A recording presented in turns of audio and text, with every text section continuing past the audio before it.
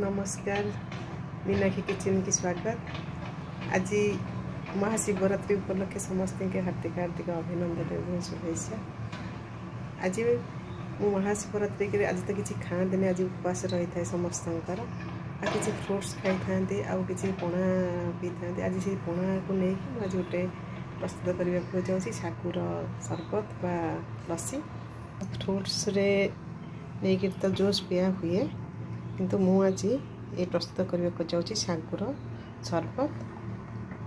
मुझे गोटे बाउल सागुर एटा बतुरा होती सागुटा प्लस चिया सीड प्लस किसी कदली काटी दुईटा कदली एवं दही एवं काजू आ मिश्री आउ सजाइबे पोमग्रानेट सीड।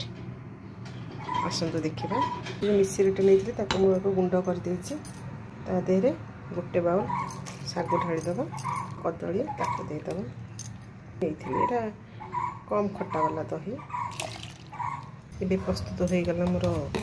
देखते आप आइस क्यूब पकई पारे ना मुझे जस्ट फ्रिज पानी टिके दे दीजिए ठंडा हाँपाई चिया सीड उपर एमती पारे।